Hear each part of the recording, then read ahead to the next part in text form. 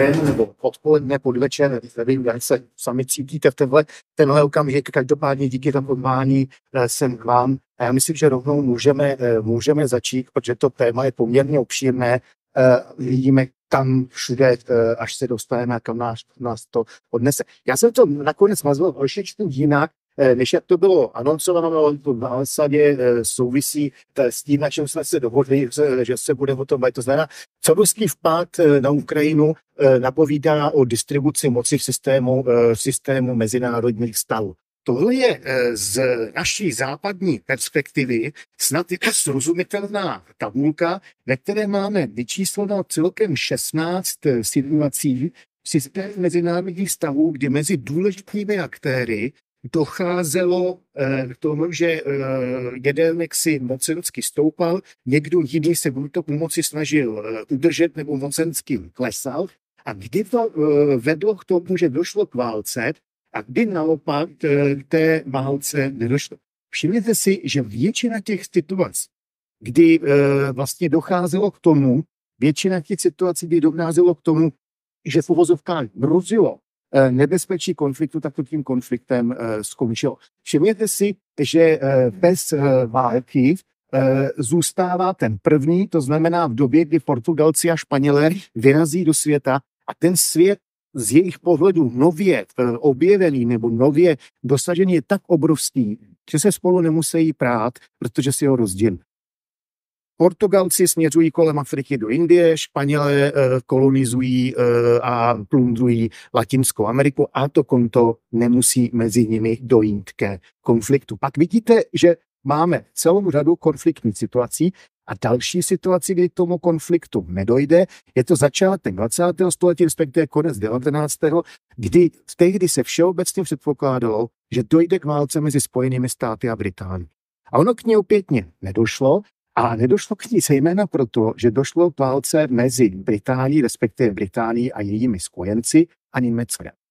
V systému mezinárodních stavů na přelomu 19. a 20. století existovaly dvě mocnosti, které velmi strmým způsobem ekonomicky a to konto mocensky šly nahoru a to bylo Německo a Spojené státy. A k té srážce nakonec nedošlo na té ose Británie USA, ale Británie a její spojenci, Francie a Rusko versus Německo. To je konflikt, kterému říkáme první světová válka. Pak tady máme druhou světovou válku a zase došlo k válce a pak máme tu situaci, do které vyústila druhá světová válka a to je válka studená, kdy proti sobě primárně stály Spojené státy a Sovětský svaz. Co je podstatné, Spojené státy nahradily Británii v podobě té nejviditelnější světové mocnosti a Sovětský svaz, který je nástupcem Ruska z toho mocenského hlediska, připomínám, Rusko se zhroutilo v první světové válce, z ruské občanské války, která byla mimořádně krvavá, vyšel jako vítěz Sovětský svaz. Sovětský svaz byl dlouhou dobu mocností izolovanou v systému mezinárodních stavů, ale díky tomu, jak se začala zhoršovat bezpečnostní situace v Evropě, tak ve 30.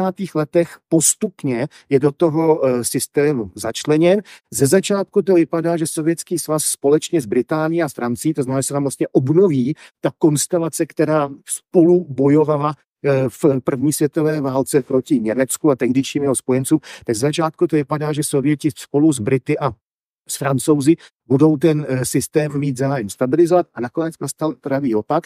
Sověti se dohodli s nacistickým Německem a společně ten systém začali destruovat.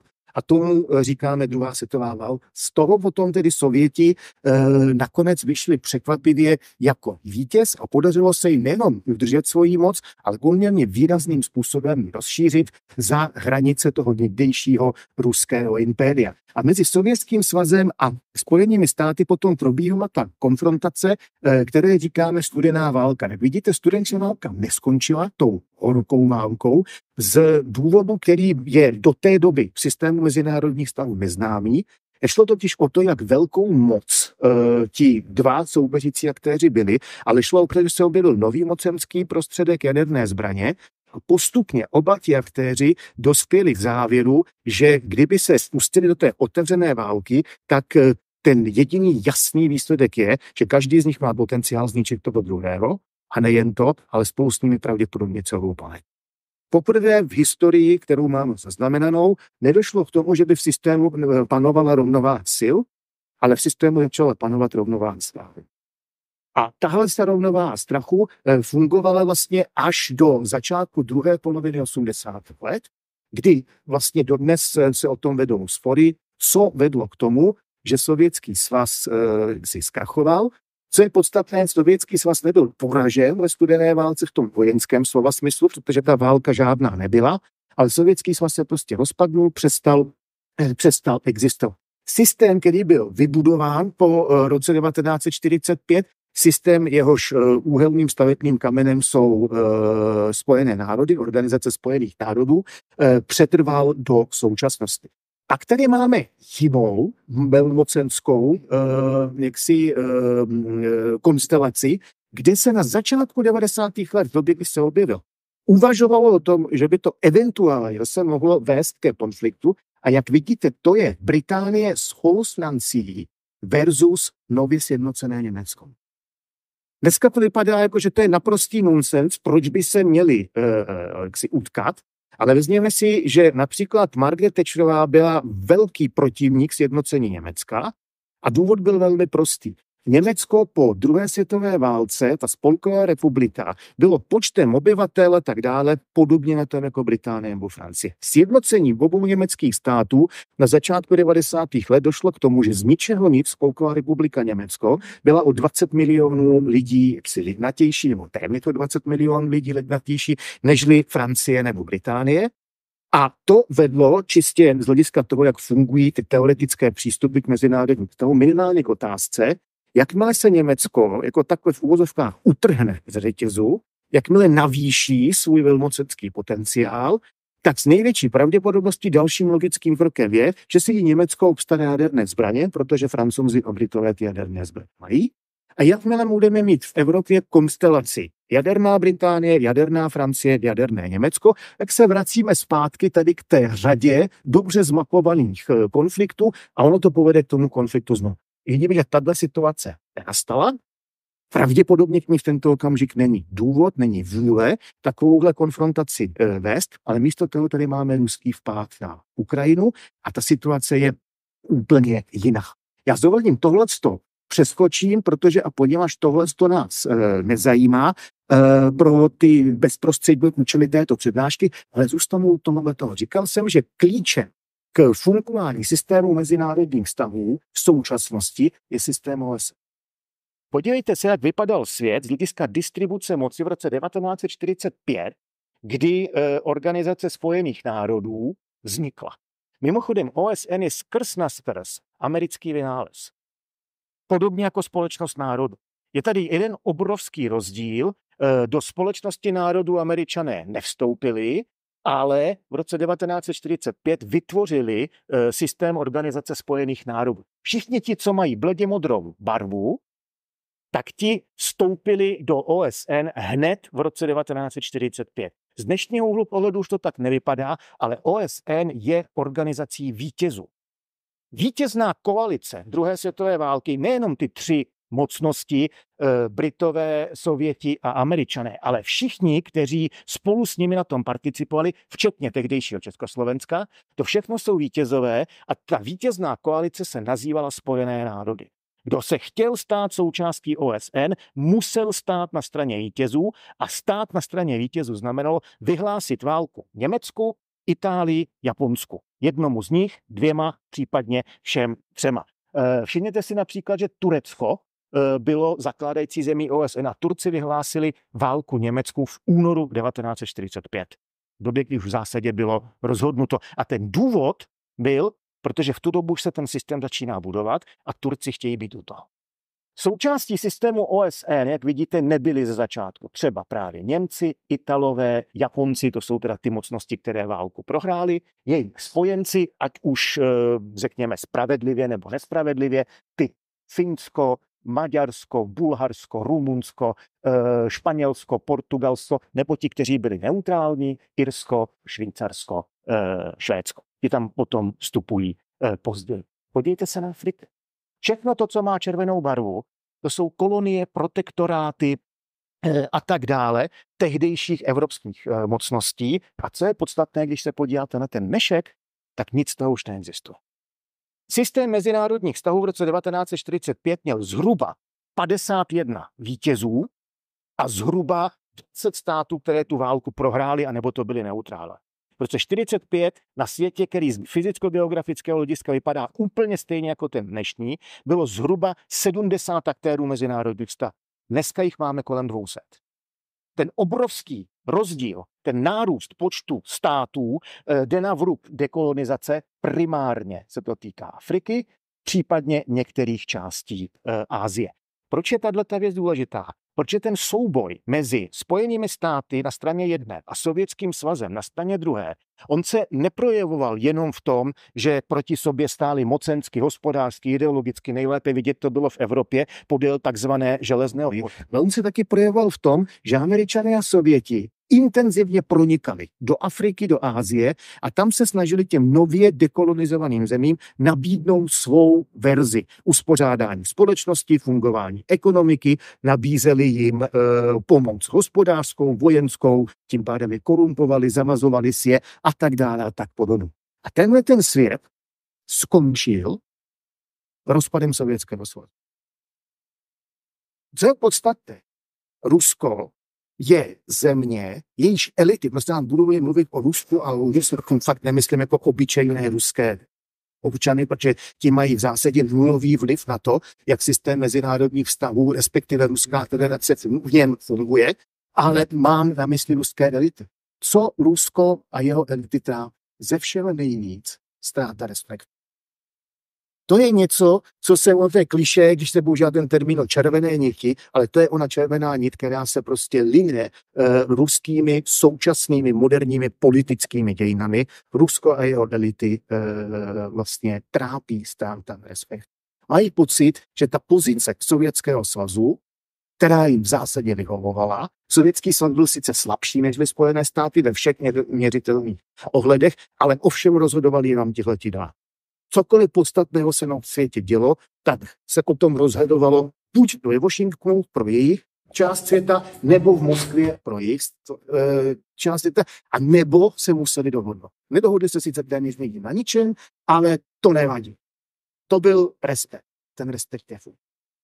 Rusko a jeho elity primárně od roku 2000, že jsme dobře počítá, jsme v roce 2023, Vladimír Putin je v moci 23 let, tak mají pocit, že ztratili respekt. Nejsou schopni, nebo nebyli se schopni dohodnout o nevměšování se do takzvaných vnitřních záležitostí, protože tomu Moskva, respektive ten ve studené válce vítězný dát, každý tomu rozuměl. Jinak a nebyli Rusové schopni zahájit se Západem, zejména se Spojenými státy, geopolitické vyjednávání, které by bylo prosté jakéhokoliv odkazu na hodnoty. Putin skutečně upřímně říkal, hele, dejte nám zpátky naši sféru vlivu. A z toho Washingtonu, případně z Berlína, z Londýna a tak dále, znělo, ale žádné sféry vlivu už nejsou.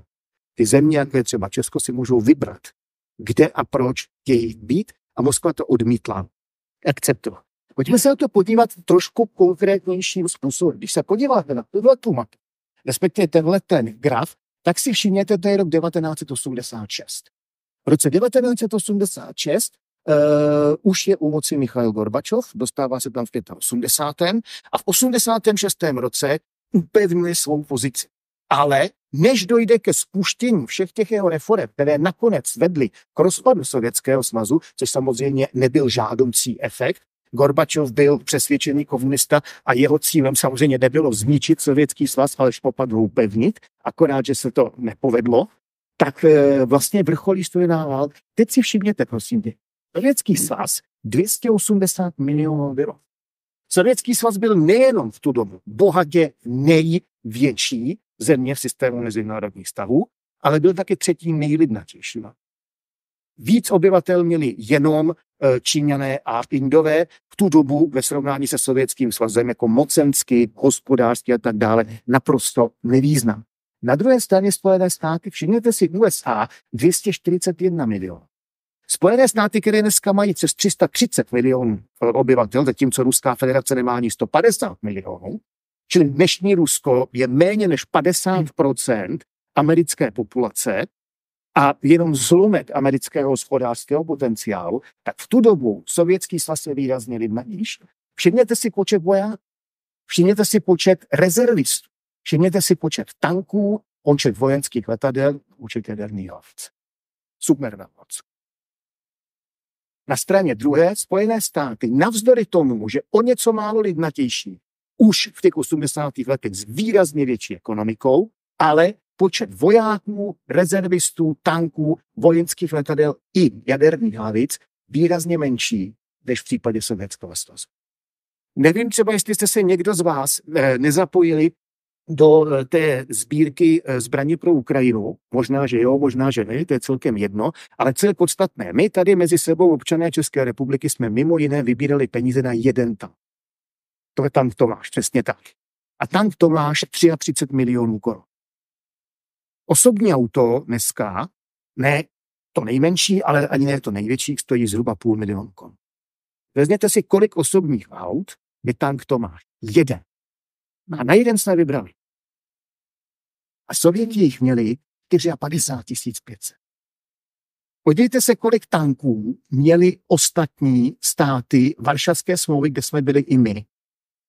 Česká armáda má dneska plus minus 200 tanků, z toho je to jich pojízdnej v jeden okamžik bylo asi 20, tenkrát jsme měli 3,5 tisíce. Jo, to všechno stálo obrovské množství peněz, které samozřejmě primárně jako vydávali Sověti, ale my jsme se chovali velice podobným způsobem. V důsledku toho, jak obrovsky mocný v tom vojenském slova smyslu byl Sovětský svaz, tak držel i tenhle prostor, tady, že ho vidíte, i nás. Teď se přesuneme do roku 2014, což je první ruská agrese vůči Ukrajině, která vrcholí anexí Krymu a následně rozpoutáním války na Donbase. A podívejte se, i Rusko, 142,5 milionů, 900 000 vojáků, výrazně míň tanků, výrazně míň letadel, výrazně míň jaderných hlavic. Tomu mocenskému sešup, který mimochodem ale je i na straně Spojených států, ale na to, protože všimněte si, o jaké země se aliance rozrostla, tak na to ta celková čísla jsou teď výrazně vyšší než v případě Ruska. Změnila se nám mocenská rovnováha, v tomto ohledu jednoznačně v neprospěch Ruské federace, pokud jde o tu situaci přímo v Evropě. Tou šedivou barvou tady vidíte bývalé republiky, že tady vidíte tu bývalou hranici Sovětského svazu. 3 z nich, Estonsko, Litva, Lotyšsko, se dokonce přímo staly součástí aliance. Tento stát a respekt. Moskva nic z tohohle toho nechtěla. Ale ono se to stalo. Stalo se to proč? Stalo se to proto, že se rozpadl Sovětský svaz. Že se to celé zhroutilo dovnitř. Do sebe nehovoří se o explozi, ale hovoří se implozi Sovětského svazu. A než se stačili vzpamatovat, tak každý, kdo měl všech 5 pohromadě, tak se pokusil od Ruska odejít jak možná rychle a jak možná daleko. V mezinárodních vztazích neexistuje možnost zvednout kotvě někam od pol. Bohužel, kdyby ano, tak kolem Ruska je volno. Jo? Kdokoliv má možnost, to se netýká zdaleka jenom Evropanů nebo Středoevropa, to se týká všem. Kdokoliv má možnost, tak od Ruska se snaží být co nejrychleji, co nejdál. Ale to v tom fyzickém slova smyslu nejde, tak se o to musíte snažit jinak. Přenastavením svých hospodářských, bezpečnostních, případně nějakých jiných vazeb. Rozšíření aliance tyhle země nevzniklo proto, že by o to chtěli Američané. Upřímně v tom Washingtonu to fakt nestálo. To rozšíření vzniklo proto, že my tady jsme generovali obrovskou poptávku. A ta poptávka nakonec po určitém váhání byla v roce 1999. Tím to začíná v případě, že Česka, Polska a Maďarska. Slováci, když zůstali v Jemlu kvůli Mečiarovi, tak ta poptávka byla, tak se tady uspokojit. Rusům rovná se Putin a jeho okolí, tohleto strašně vadí. Neumí se s tím smířit, chtěli by to nějakým způsobem zvrátit, optimálně se vrátit až sem, a když to nejde až sem, tak aspoň udržet ten prostor. Pojďme dál. Jaká bude pozice Ruska v mezinárodních vztazích?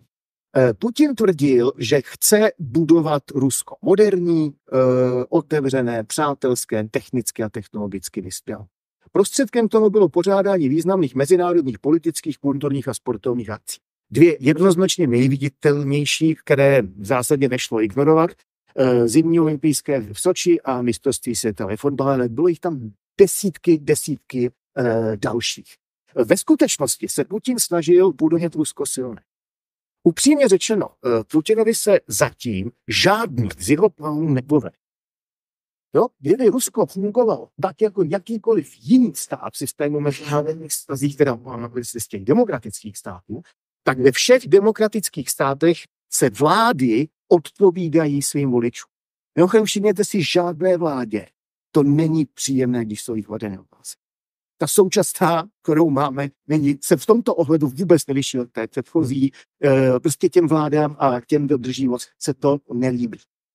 Ale my můžeme jakožto občané klást otázky, dostáváme odpovědi a každý z nás si může jako vyhodnotit, jestli považujeme ty odpovědi za relevantní, za případně relevantní a zdvořilé a tak dále a tak podobně. Putinovi se žádné otázky nekladou.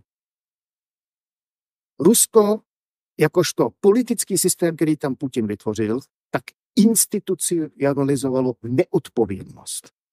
V Rusku se nikdo na nic neptá, v Rusku zatím jenom všichni demonstrují lojalitu Putinovi.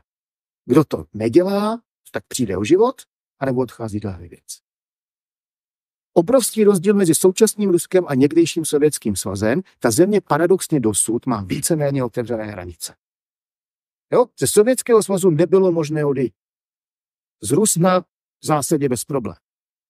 V důsledku toho, za tu dobu, co je Putin u moci, žijí primárně tady v Evropě, plus případně na jiných místech v západní Evropě, ve Spojených státech, v Kanadě a tak dále, minimálně stovky tisíc, spíš jsou to miliony Rusů, kteří z té země odešli a rozhodli se prostě, že zůstanou někde jinde. Takže odešli z té země, že do těch zemí nových přenesli svoje majetky, koupili si tam byty, domy, začali tam podnikat a tak dále. To samozřejmě neznamená, že úplně přerušili kontakt s tou zemí. Ono přijatel dneska nemusí tránit přerušovat kontakt, když jste někde jinde, prostřednictvím satelitního televizního vysílání, prostřednictvím internetu, můžete být vlastně v online kontaktu s vašimi příbuznými, že jo, a tak dále a tak podobně.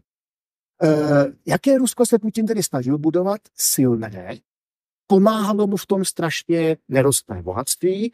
Rusko objektivně je jedna z nejbohatších zemí na světě touto optikou, zejména byť ne jenom ropa to plyn, které prodával do celého světa, primárně sem k nám. A z toho prostě ten stát dokázal postupně sanovat všechno možné, včetně budování velkých a relativně solidně vybavených ozbrojených sil. Dva výroky, které jsou pro nás důležité, že jsou to výroky, které jsou ruským politickým establishmentem často používá. Ten první bez našeho souhlasu nevyvstřelilo v Evropě jediné dělo.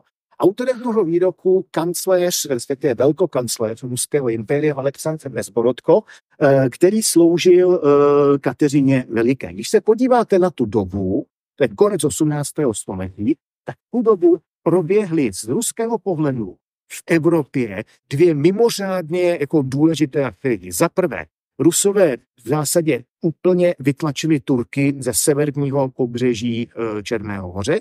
To je to období, kdy se většina těch dnes ukrajinských a jihoruských oblastí ocitá pod kontrolou ruského impéria, včetně Krymu. A za druhé, v Evropě proběhlo trojí dělení Polska.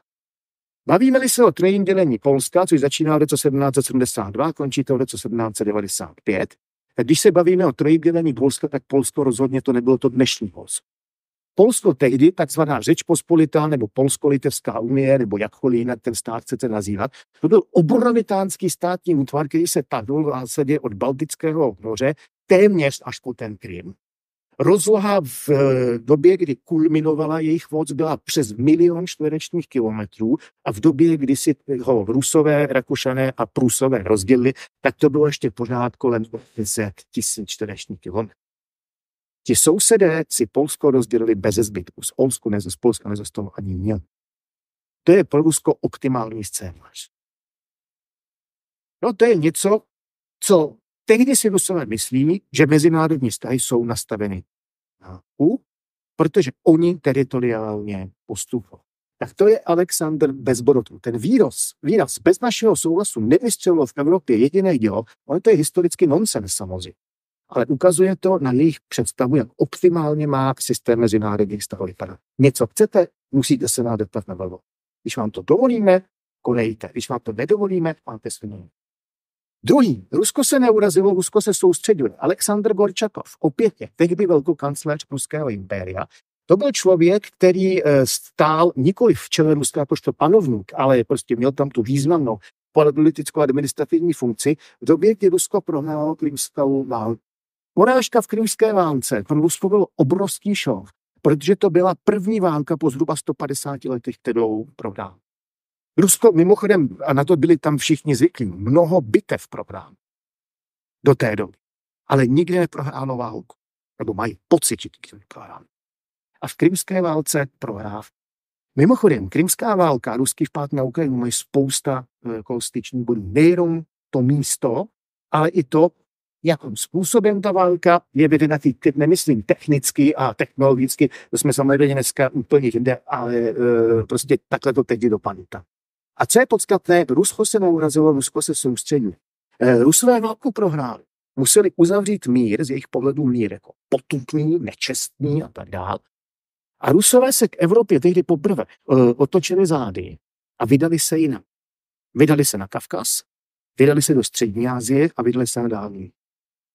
A za vlastně to období od konce krymské války do rusko-japonské války tak zvětšili svoje impérium o několik milionů čtverečních kilometrů území v těchto třech regionech. A tomu se říkalo, Rusko se soustředí. I dneska tvrdí, že se otočí do Asie. Jenomže ta Asie dneska na tenhle ten typ soustředění vůbec není zvědá. Mimochodem, od roku 1552 v dobytí Kazani do roku 1914, což je začátek první světové války, se ruský stát zvětšoval a je to přes 350 let průměrným tempem 110 čtverečních kilometrů každý den. Když to přepočítáte na roční výkon, tak to znamená, že oni 350 let v řadě ročně připojovali prostor zhruba o velikosti Slovenska. 350 let furt kolem dokola. Tam je prostě obsedance teritoriálním růstem. Jakmile nerostete, tak jakoby je něco špatně. Mimochodem Putin je vnímá jako rozšiřitel ruských území. Připojil Krym, připojil teda ty 4 regiony na Donbasu a tak dále. Pojďme dál. Říkal jsem, že tou nejdůležitější záležitostí v systému mezinárodních vztahů z hlediska jeho nastavení je Organizace spojených národů. Tohle, co vidíte tady, to je kolikrát, která z těch zemí, jak vidíte, Sovětský svaz, Rusko, Čína, Spojené státy a ostatní, to znamená Francouzi a Britové, kolikrát kdo z nich použil právo veta. Proč právo veta? V systému OSN, když byste si četli chartu, tak tam právo veta nenajdete. O tom tam není ani slovo. Přesto právo veta je klíčová komponenta toho, že ten systém funguje. V OSN máte skloubeny neviditelným způsobem, neviditelným, ale funkčním způsobem, máte skloubeny 2 v zásadě protichůdné principy. Jedním prvním je rovnost všech, to je realizováno ve valném shromáždění. Ve valném shromáždění jsou všichni a všichni mají jeden hlas. A pak je tady Rada bezpečnosti, kde jsou si taky všichni rovní, ale v rámci Rady bezpečnosti je 5 stálých členů, to jsou vítězné mocnosti druhé světové války, jsou to Američané, Britové, Francouzi, Rusové, kteří nahradili Sovětský svaz a Čína. A těch 5 zemí disponuje tím právem veta.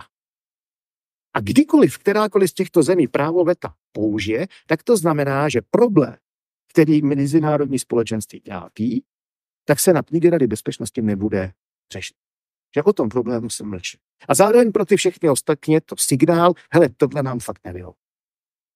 Teď si všimněte, kolik tady máme těch černých, to je ta ruská vaně, kolik tady máme těch černých a zjistíte, že Rusko je bohatě ten stát, který bohatě využívá právo veta nejčastěji. Upřímně řečeno, Rusové používají právo veta častěji než všichni ostatní dohromady. Proč je tato věc důležitá? Protože navzdory tomu, že Sovětský svaz měl exkluzivní postavení v systému mezinárodních stavů, byla to jedna z těch dvou supervelmocí, tak to nikdy nebyla mocnost spokojená. Oni vždycky měli problém s tím, co se různě po světě dělo, a tak to vždycky blokovali prostřednictvím práva veta. Mimochodem, to je přesně to, co se děje do současnosti. Všimněte si, že třeba Čína dlouhou dobu právo veta v zásadě nepoužila a teď, když vidíte, teď je najednou Čína poměrně aktivní. Proč? Protože Čína mocensky narostla. Svýho času Čína měla dost co dělat sama se sebou. Nikdo na ní neútočil, neměli důvod používat právo veta. Teď je Čína všude přítomná a její přítomnost ve světě vyvolá protitlak, to se Číně čas od času nelíbí a tak se to snaží podobně jako kdokoliv jiný ošetřit prostřednictvím práva veta. Ostatní, to znamená Francouzi a Britové, to jsou dvě mocnosti, které tam jsou, ale při vší úctě k nim prostě dneska jejich mocenský potenciál je výrazně menší než v případě Číny nebo Spojených států, vojensky než v případě Ruska, byť dneska je samozřejmě britská nebo francouzská ekonomika silnější než ruská, nemusí používat právo veta, protože je v tom světě v zásadě nic moc nedá. Pokud to někoho trápí, tak on si to ošetří sám. Čili Rusko i v sovětských dobách, i v době, kdy to byla supervelmoc, tak to byla mocnost, která skutečně jako měla dost problémů s tím, co se ve světě dělo. Dneska víme, že se Rusko snaží svou pozici vylepšit prostřednictvím něčeho, čemu se říká BRICS. Státy BRICSu, to jsou ty červené, že jo, ta zkrátka znamená Brazílie, Rusko, Indie, Čína a Jižní Afrika. Podívejte se, jak státy BRICS fungují v současnosti v těch globálních záležitostech. A všimněte si, že pokud jde o HDP, tak v roce 2023 by státy BRICSu dohromady dělali 29%, ale včetně těch, které jsou nově připojené, to je ta šestice zemí, která byla připojena na základě toho rozhodnutí ze summitu BRICSu toho posledního. 29%. Proč je tato věc důležitá? Co svět světem stojí, zatím všechny země, které hýbaly systémem mezinárodních vztahů, tak musely být velké ve dvou ohledech. Museli mít hodně lidí, přes velké populace můžete generovat velké množství vojáků a museli být ekonomicky silní. Čas od času se vyskytnul aktér, který tam vydržel být jako ve velmi silné pozici, třeba i několik století, který byl malý, ale měl takové bohatství, že ty chybějící vojáky z vlastní populace si doplnil jinak. Prostě byly to žoldnéřské armády. Typickým příkladem třeba Benátky. Jo, Benátky ve Středomoří dlouhou dobu jako významná evropská, respektive středomořská mocnost. Nizozemská republika, to samé. Takže 29%, pokud jde o HDP. Potom, jak vidíte, 46%, pokud jde o populaci, kde nejdůležitější jsou samozřejmě Indie a Čína. Velký podíl na světové produkci ropy. Všimněte si, že tady přistoupení Saúdské Arábie, Iránu a dokonce i Arabských Emirátů to by hodně ten současný podíl většilo a 25% podíl na obchodu se zbožím, kde samozřejmě drtivě dominuje Čína. Vlastně ta jediná věc, kde Čína nedominuje, je produkce ropy v kontextu téhleté skupiny. Proč o tom mluvím? Se vrátím zpátky k tomu předchozímu slajdu. Tady se totiž můžete podívat na tu zemi, jejíž pozice v Rusku v systému mezinárodních vztahů nejvíc vadí. To jsou Spojené státy. A Spojené státy, to je země, která má dnes, jak vidíte, podíl na světovém HDP, ale tam nevidíme to číslo, ale tuším, je to 24. Takže 24. Čili Spojené státy téměř, nebo ne téměř, ale Spojené státy sami mají jen o něco málo menší podíl na světovém HDP, než by BRICS plus ti noví. Všimněte si, že pozice Spojených států ve světové ekonomice byla výrazně vyšší. Američané objektivně, oni jdou neustále dolů. Ale to jejich klesání se v posledních dekádách drží furt na úrovni těch zhruba 24%. Mimochodem nejsilnější pozici Spojené státy měly, když končila druhá světová válka. Logicky.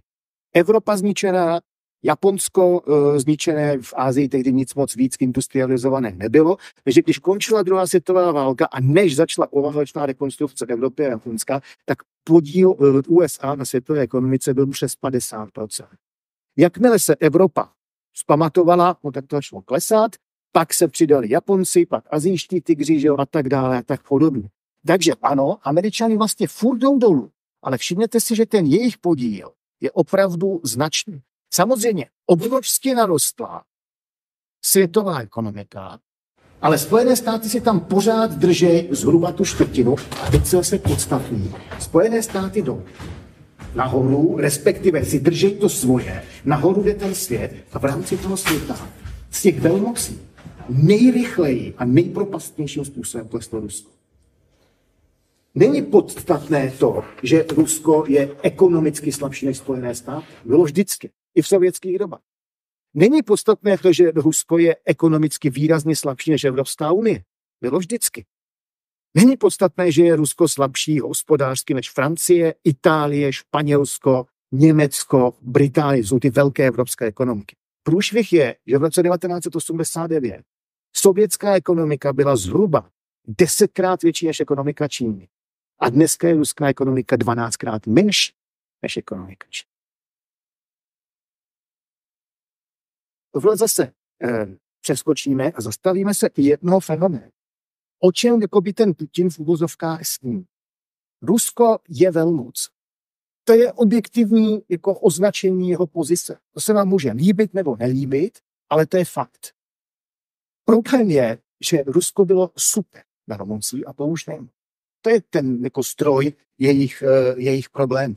Velmoc má velký vojenský a hospodářský potenciál. Rusko velmi dobře předstíralo, že jeho armáda je druhá nejlepší na světě po Spojených státech. Válka na Ukrajině ukázala, že tomu tak není. Naštěstí, což ovšem neznamená, že je Rusko vojensky slabé. Jo, když se podíváte na rozměr těch, jako tu zkázu, kterou jsou schopni dělat, tak je vidět, jako, že ta vojenská jako kompetence tam, nebo ne kompetence, spíš kapacita, tam je. Hospodářský potenciál nic moc. Hospodářsky je na tom dneska Rusko spíš jako Brazílie. V Evropě možná Itálie nebo Španělsko. No, představte si, že by se Itálie pustila do války, asi se vám příliš po kolena nerozkvitaly, nebo Brazílie. Ale na to Rusko má objektivně dneska ekonomicky blíž spíš k ním, než k těm dalším. V případě nutnosti je velmoc schopná a ochotná uchýlit se k unilaterální akci. To znamená nebrat ohled vůbec na nikoho a pustit se do toho. Tady nelze pochybovat, že tohle mají. Působí na velkém prostoru, optimálně globální. Globální kapacity nemají, ale velké, jo, což je dáno už jenom tím, jak jsou obrovské. Má vůli jako velmoc působit. Ano. Rusové, respektive Putin, demonstrovali svoji ochotu jako velmoc působit mimo jiné v sérii projevů, z nichž asi nejznámější jsou tyhlety, Mnichovská řeč 2.7, Valdajský projev 2.13, takzvaná Krymská řeč 2.14 a v roce 2022 spustil to, co běží dosud, co doznívá dosud, a to je takzvaná denacifikace Ukrajiny. Putin tvrdí, že velmoc je opravdu suverén. To je zase otázka, protože suverenita v ruském chápání znamená, nejen, že se neohlížíme na nikoho, to znamená, jsme schopni udělat unilaterální akci, ale všechno, co potřebujeme, tak generujeme ze svých vlastních zdrojů, nejsme na nikom závislí. Víme, že tohle pravda není. Vidíme, že Rusko například nakupuje nebo půví, co za to dává nejen obávku, oni to asi nebudou jenom peníze, munici od Severní Koreji, intenzivně v tomto ohledu kolepuje s Iránem, s Čínou, byť Číňan se snaží tvářit zároveň jako země, která dodržuje všechny ty embarga a tak dále. Co v uvozovkách Rusům jakoby straší ve věži? Z jejich pohledu bod světový děj. Velké vítězství, oni to píšou s velkým, jako slovo velké, z roku 45. Dokonce tomu někteří říkají svaté velké vítězství. To znamená ten okamžik, kdy se z toho Sovětského svazu, který před ještě 5 lety byl zemí, jako, se kterou se ten zbytek vlastně moc nechtěl bavit, tak z nich to udělalo jednu z těch 2 supervelmocí. To je podle nich ten fenomén, který je v uvozovkách na věčné časy obsuzuje k tomu, aby jako je svět nejenom reflektoval, ale aby je respektoval. V putinském Rusku se z historie stala zvláštní disciplína. Prostřednictvím historie jsou ohýbány ruské, případně světové dějiny, tak, aby to potvrzovalo jejich představu o nich sam. Mluví se o obnově ruské historické suverenity. Tenhle citát, který si tady můžete přečíst, ten pronesl Putinův největší odborník přes vzdělávání a kulturu, bývalý ministr kultury Vladimír Meninský. A přímo prohlásil, vidíte, že Rusko ztratilo svou historickou suverenitu po rozpadu Sovětského svazu. Předtím se všechno jako řešilo prostřednictvím marxismu-leninismu, jehož interpretaci neakceptovali pouze masy sovětských obyvatel, ale ovládl mysl poloviny světa a díky němu se vzdělaní občané poloviny planety dívali na historii, přítomnost a budoucnost našimi brýlemi. Možná to nebyla správná optika, ale byly to naše brýle. To je pozoruhodné, jako upřímný vývoj. A jim v úvodovkách o nic jiného nejde. Dodnes ruské elity nejsou ochotny akceptovat, že my, případně Arméni, Kazaši, kdokoliv chcete, máme právo používat vlastní brýle.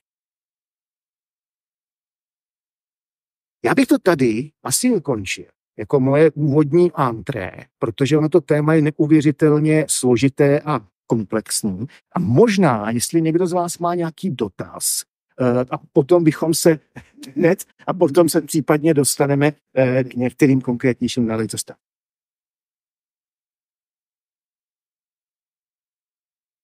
Ruský režim, v ten současný, ještě určitě není režimem totalitním, ale už je to nepochybně režim, který je silný autoritářství. V Rusku to je napsáno tadyhle v druhé části tohoto slajdu. Už v květnu 2009 byla zřízena komise pod vedením prezidenta Ruské federace proti pokusům o padělání historie škodící ruským zájmům. No, jestliže je někdo historik, tak zkoumá. A co mu vyjde třeba, když zkoumá archiválie, tak to má povinnost. Dodrží se etiky toho řemesla, zveřejnit bez ohledu, komu to bude jakoby vyhovovat nebo ne.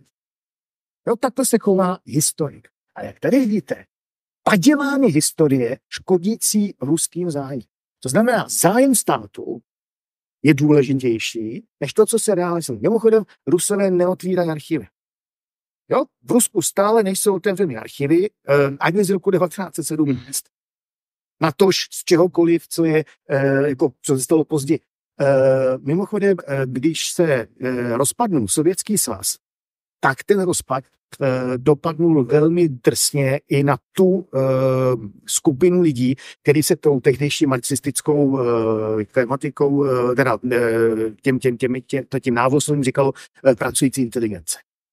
A řada těchto lidí, jako když se jim doslova rozpadnul ten stát a společnost pod nohama, tak se prostě uchýlili k tomu, co tam dělali všichni ostatní, ale jinde. Začali krást. A řada archivářů, řada historiků tehdy vybrakoval tu část archivu, ke které měli přístup, odjeli s těmi materiály do Německa, Francie, Spojených států a tak dále, tam to prodal. Takže část archivů sovětských, ale opravdu fragmenty, to, na co ty lidi jako dosáhli a co vládli narvat do kufru nebo něco takového, tak to z Ruska zmizelo, ale drtivá většina těch archiválí tam stále je. A výrazně jako nadpoloviční většina ruské společnosti absolutně nemá šanci, čím vším si jejich země historicky prošla, anebo co se dělo ve světě. Předsedou té komise je Sergej Naryškin, což je dneška šéf vnější neboli zahraniční rozvědky Ruské federace. Vzniknul vyšetřovací výbor Ruské federace, což je orgán, který je přirovnáván k FBI ve Spojených státech, a v jeho rámci vzniknul odbor vyšetřování pro boj proti falšování historie. Pokud sledujete to, co se v Rusku děje dnes, tak nejčastěji ti, kteří jsou dneska v Rusku trestně stíháni za něco, co se režimu líbí, tak jsou obžalováni z diskreditace ruských ozbrojených sil. A to je vlastně něco, co je podobné tady tomuhle tomu. To jsou prostě lidi, kteří třeba na svých sociálních sítích zveřejní, já nevím, bratranec něco na Ukrajině jako zemřel, nebo jim tam něco nedodali, nebo je tam korupce. Jim si pro vás dojdou a obviní vás z diskreditace ruských ozbrojených sil. Tohleto předtím už se dělo, nikoliv masově, ale spíš výběrově. Už se to dělo z hlediska vlastně teda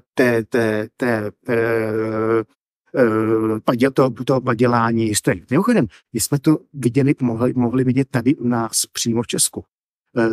Rusové, protože chtějí obnovit svoji historickou suverenitu, tak oni investovali obrovské množství finančních prostředků, mimo jiné do výroby historických velkofilmů, který na rozdíl od sovětských dob jsou dneska jako z toho filmařského hlediska jako zpracovaný zcela špičkově, že tam jsou ty trikové scény a je to točený na výborný materiál a tak dále. A taky vydali obrovské peníze do jako doby natáčení takových v úvodovkách dokumentů. Jeden z nich z nepochopitelných důvodů jaksi nikoli zakoukal, to vypadá, že to dostali jako součást takového balíčku. Česká televize začala to vysílat. Jmenovalo se to Zapomenutí vůdcové a pojednávalo to o význačných představitelích bolševického režimu. Nikoliv o Stalinovi nebo Leninovi, ale o těch, kteří byli jako pod nima. Například jeden z těch dílů byl věnován maršálu Vorošovu, což byl neuvěřitelný gauner, který byl spoluzodpovědný za čistky v Rudé armádě, byl totálně nekompetentní, nicméně věrný Stalinovi, takže se tam jako držel strašně dlouhou dobu. A ten dokument byl podán způsobem, podívejte se, on pocházel z prostého prostředí, byl statečný za občanské války, pak jako vystoupil do politiky, tam jako se dopustil chyba, ale vlastně to byl hrozně hodný člověk. Měl třeba velkou knihovnu, měl rád svoje děti. Představte si tímhletím způsobem natočený dokument o Heydrichovi. Jo? Vynikající sportovec. Miloval svou rodinu, dobře hrál na piano, ale jako zapomeňte na všechno to ostatní. Jo, a tímhletím způsobem oni jako řeknou, kdy se narodil, kdy umřel, jako, že žil v nějaký té konkrétní době, ale neřeknou vám to ostatní. Pokud jde o Rusko, drtivá většina Rusů nikdy neopustila Ruskou federaci. Odhaduje se, že 78% obyvatel Ruské federace nikdy nevycestoval do zahraničí. Cokoliv jim řeknete, že v zahraničí je, tak ty lidi nemají jakoby, jak to verifikovat. Že nikdy, nikde nebyli. Přes 75% obyvatel Ruské federace má jako hlavní a v řadě případů jediný zdroj politických informací nebo informací ze zahraničí vysílání jednoho z 5 celostátních televizních kanálů, který všichni vysílají úplně to samý, jenom jako výlet na barveňanskovým jiným časovým pořádem. Ruští sociologové tvrdí, že dnešní ruská společnost se skládá ze 4 důležitých segmentů, z nich ten největší, kam se předpokládá, že patří 65% populace, tak tomu říkají takzvané hlubinné Rusko. A to jsou lidi, kterým je všechno úplně. To jsou lidi, kteří absolutně nemají zájem jako o to, co se děje za horizontem jejich bezprostředního dohledu. Je jim to jedno, jsou totálně pasivní a jsou absolutně loajální vůči komukoliv, kdo drží v moc. Jejich životní zkušenost je, že nejlepší životní strategie je být zcela loajální.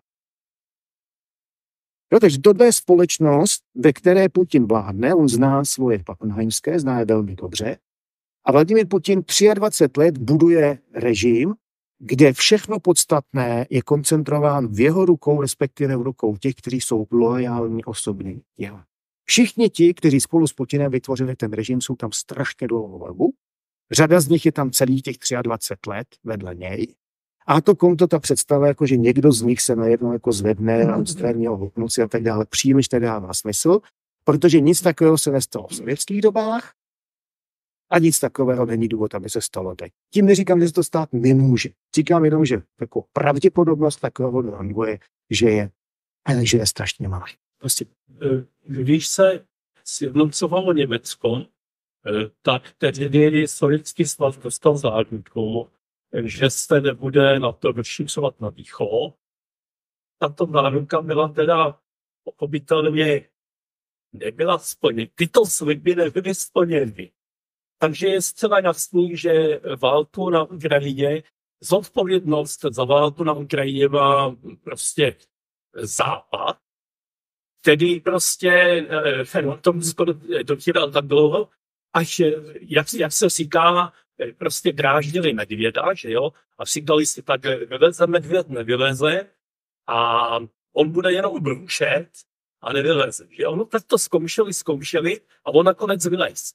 Takže to je zodpovědnost Západu. A prostě Rusko má právo se bránit, protože bylo pomožení. To je pravda, že bylo ohrožení a jednoznačně zbynou západu. No tak to je vina až to je jaký byl cíl Západu, já vám řeknu. Cíl Západu byl ten ovládnout Rusko, hospodářsky ovládnout Rusko. Že jo? To se může udělat jako když jsme Unii, tak se hospodářsky ovládnout. Já bych, můžu vám na to zaupít? Ano, otázka, krátká věta, zakončená otazníkem, nikoli vaše přednáška. Já jsem přesvědčen, že pokud tedy kolegové z muzea budou chtít, abyste jim sem přišel přednášet vy, je to naprosto v pořádku, pak si prohodíme ta místa. Dobře, já budu reagovat na to, co z toho vašeho Ante bych teďka považoval za otázku. Tam zazněla jedna strašně důležitá informace. V době, kdy se sjednocoval Německo, dostal Sovětský svaz záruky, že se NATO nebude rozšiřovat na západ. Kdy došlo, kdy došlo ke sjednocení Německa? V roce 1990. Kdy se rozpadnul Sovětský svaz? V roce 1991. V době, kdy Sovětský svaz dojednal sjednocení Německa. Mimochodem, donedávna sjednocení Německa bylo poslední okamžik, kdy ruská zahraniční politika říkala, to je v souladu s mezinárodním právem. Protože náš podpis, sice se nám to už dneska moc nelíbí, ale náš podpis je pod tím dokumentem. To, co my jsme podepsali, to platí. Teď vyšla v Rusku nová učebnice historie a tam už je napsáno, že i sjednocení Německa jakože neplatí. Takže možná, že od toho ustoupí. Zatím je to jenom v učebnici historie, není to zatím promítnuto do nějaké vládní pozice. Ale vrátíme se zpátky do toho roku 1990. Sjednocení Německa proběhlo a proto to Rusku vyhovuje, nebo minimálně dosud vyhovovalo, na půdorysu 4+2. Ti 4, to byly vítězné mocnosti druhé světové války, to byly ty mocnosti, které měly svého času své okupační jednotky na německém území, ať už na východě nebo na západě. Čili Američané, Britové, Francouzi, Sověti se tehdy dohodli na tom, že to, co vzniklo v důsledku druhé světové války, to znamená rozdělení Německa, tak když si to ti Němci přijou, a to byly ty 2, proto 4+2, že se můžou dál level. Mimochodem, v roce 1945 byly v Evropě rozděleny na okupační zóny a jejich hlavní město bylo rozděleno na 4 okupační sektory, 2 země. Rakousko a Německo. V případě Rakouska tam žádné rozdělení nenastalo. V případě Rakouska se ty 4 mocnosti dohodly dokonce v roce 1955, čili Rakousko bylo objektivně rozděleno pouze 10 let a to Rakousko se sjednotilo a byla tady představa, že Rakousko musí zůstat trvale neutrální, protože to byla jako podmínka, se kterou Sověti souhlasili. Všimněte si prosím pěkně, že Rakousko je neutrální dodnes. A proč je neutrální? Protože si to přejou Rakušan. Jo? To znamená, Rakousko je dneska suverénní stát A jeho politická reprezentace a většina obyvatel si přeje, aby Rakousko bylo neutrální. To se vám zase může líbit, nelíbit, ale prostě to je fakt. Pokud Rakušané změní svou pozici, tak jako to udělali Finové, jako to udělali Švédové, no tak se Rakousko stane do budoucna něčím jiným, co já vím čím. Zpátky k Německu. Tak, ten slib skutečně byl dán v kontextu sjednocení Německa. Na území někdejší NDR bylo dislokováno asi 250 000 sovětských vojáků. Jejich technika plus jejich rodinní příslušníci. Tohle všechno začali Sověti na základě téhleté dohody stahovat do Sovětského svazu. Mimochodem to byl obrovský problém, protože ti, co byli soustředěni v NDR, to v kontextu sovětských ozbrojených sil, tak to byla elita elit. A ti lidé se najednou stahovali, na základě politického rozhodnutí se stahovali zpátky do Sovětského svazu a mimo jiné neměli kde bydlet. Jedna z částí toho jednání bylo, že pro ně Němci postaví u Moskvy a u případně těch dalších velkých měst, kam byly ty posádky redislokovány, respektive ty důstojníci a rodiny, že pro ně postaví prostě sídliště, kde budou moc jako kvalitně bydlet a tak dále. A v okamžiku, kdy tyhle dva státy, jak vidíte, ten jeden, ta NDR v kontextu tehdejší Varšavské smlouvy, ten druhý republika v NATO, tak se objevil ten problém, a jak budeme řešit tenhle jako vztah. A tam byl dán ten slib, že to, co je tady nakumulováno, připomínám, jsme v roce 1990. A v roce 1990 jsou trvale na území Spolkové republiky Německo umístěny americké jaderné zbraně, protože v NDR byly sovětské. V tu dobu na území NDR jsou přítom americké jednotky, britské jednotky, francouzské jednotky, nizozemské jednotky a belgické jednotky. Protože se předpokládalo, že území Spolkové republiky je první na ráně a všichni ti, kteří byli za nimi, věděli, že v okamžiku, kdyby se Varšavská smlouva, respektive Sovětský svaz dali do pohybu, takže se bude bojovat tady. Proto předsunuli svoje jednotky a měli je trvale dislokované v Spolkové republice Německo. A bylo řečeno, že tento potenciál se nesmí posunout sem.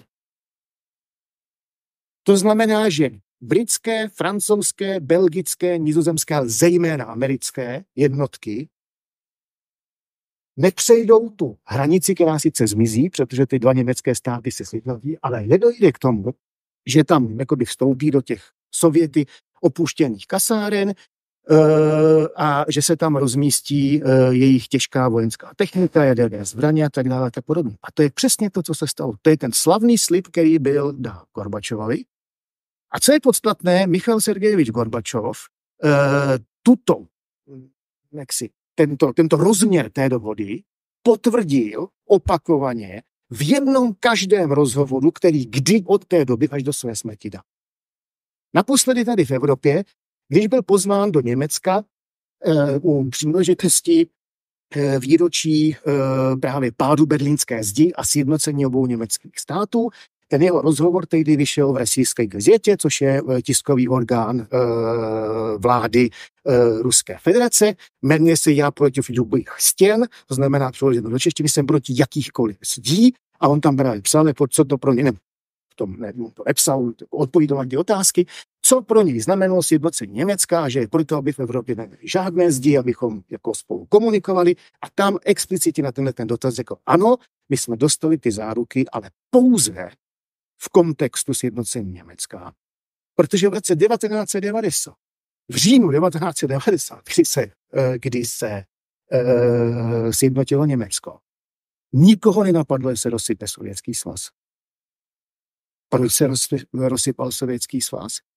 Primárně kvůli tomu, že skupina konzervativních bolševiků v srpnu 1991 se pokusila provést státní převrat, že ho izolovali Gorbačova na Krymu, v Moskvě se objevily tanky, nikoliv německé, americké a tak dále, ale tanky sovětské armády. Víme, že ten pokus o státní převrat selhal. Víme, že došlo k tomu, že ti pučisté byli zatčeni, jeden z nich spáchal sebevraždu, ti zbylí potom byli souzeni a tak dále. A ten pokus o státní převrat vyvolal už v tehdy tak, jak si rozklíženém a rozzítřeném sovětském svazu tu vlnu emancipačních nálad, která potom v prosinci 1991 vedla k rozpadu Sovětského svazu. Tím končí Svaz sovětských socialistických republik jako aktér mezinárodních vztahů. A teď je samozřejmě otázka, jestli tím končí nebo nekončí platnost jako nějakých těch smluv, že, a tak dále, tak podobně. Ale Sovětský svaz dostal záruku, že vojenský potenciál NATO a zejména Spojených států, protože s plynutím východního a západního Německa se i z té NDR stala okamžitě země, která byla integrovaná do NATO a země, která byla integrovaná tehdy ještě ne do Evropské unie, že to znamená v roce 1993, ale země, která byla integrovaná do tehdejších evropských společenství. Když se podíváte na vývoj evropské integrace, tak řada odborníků mluví o vlastně, když NDR se spojí se Spolkovou republikou, tak to označují termínem neviditelné rozšíření. No, protože ta NDR tam prostě sakum prásk se vším přešla. Připomínám, že ty parametry sjednocení dvou německých států byly jako velmi jako specifické, protože oni se dohodli tak, že vlastně tam přes noc jakoby NDR jako kdyby nikdy nebyla a právní systém, finanční systém, politický systém Spolkové republiky Německa se jakoby přelil do té NDR. A vůči tomuhle tomu si tam Sověti tehdy vymohli tu záruku, že ano, teda uděláte co takhle, že takhle to chcete, znamená připojeno to smlouva byla 4+2. Ty dva řekli, jak si to představují, ty 4 řekli ano, takhle to může být. A Sovětský svaz si tam vymohl tu záruku, ale to znamená, že ten americký jaderný další potenciál semhle sem do té části nepůjde a on tam nešel a není tam dodnes.